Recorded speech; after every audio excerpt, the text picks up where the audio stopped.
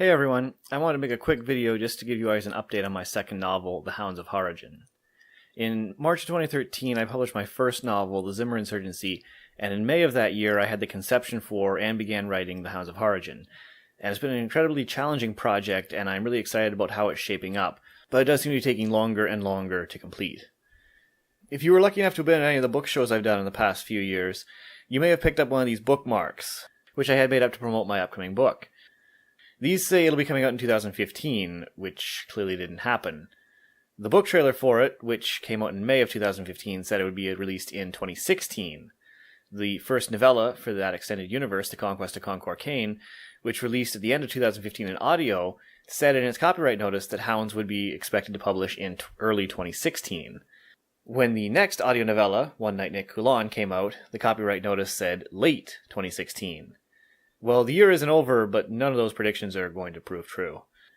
I work a full-time job in addition to writing, and the past year has been quite busy for me. What's most important to me is that this project is done right, and I don't want to push out some poorly edited piece of garbage just for expediency's sake.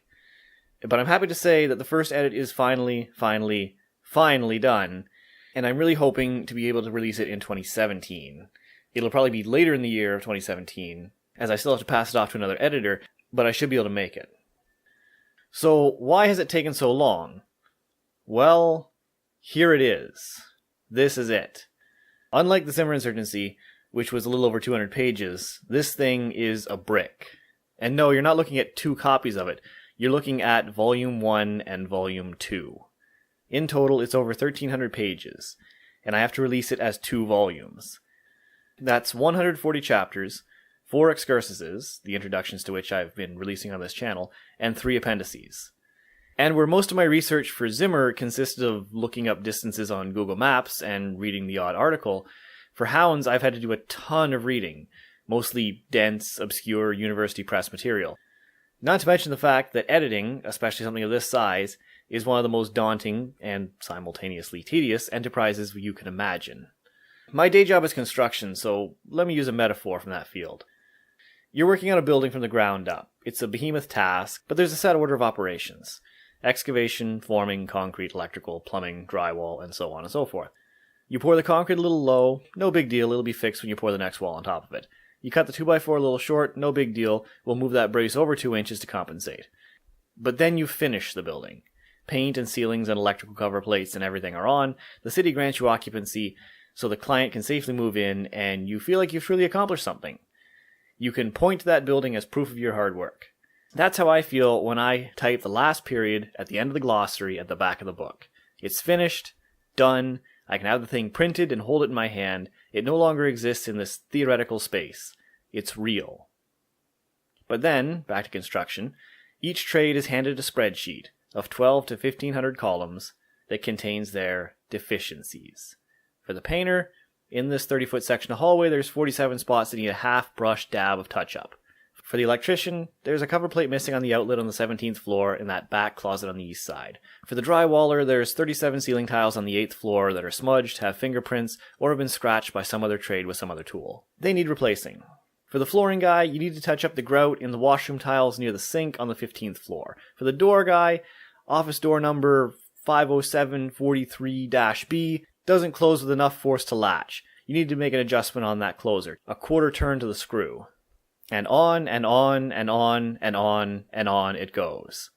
The client paid for finished building, and even though it's built, you've still got a metric fuck ton of piddly-ass little bullshit you still need to do. Some buildings, deficiencies can go on for a year or more, and this is after the city gave you occupancy and the client began to move in. To have gone from erecting the concrete superstructure from the ground up to literally being hounded for a single screw so small you can barely hold it for an electrical cover plate, well, it's such a 180 on your mindset it can really mess you up. And that's where I've been for the past year and a half.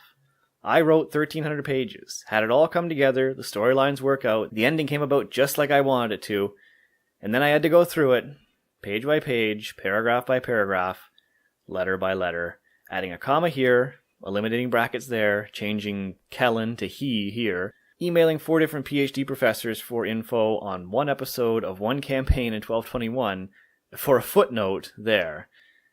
all while working 45 hours a week and commuting 3 hours a day. So that's where it stands now. I'm handing this copy off to a good friend of mine who's agreed to edit it for me, and I'll have more updates soon. As to exactly how I'm going to be releasing this, with its mammoth size, I'll have details in time. The Pirate's Last, the third novella in that same universe, I hope to have recorded in the coming months, and have out probably early in the new year. The Moon Panther, which will be the fourth novella, I'm writing now, and that one will probably be out in the, I want to say, first half of next year. I've just re-released the audio for the Conquest of CONQUEST, CAINE, the first novella. I've tweaked the audio on that so it no longer squeals into your eardrums. You can expect the introduction to Tamerlane's Excursus very soon. I've already got that one recorded. And I'm working on a sort of bonus Excursus video based upon that footnote that I had to email experts on.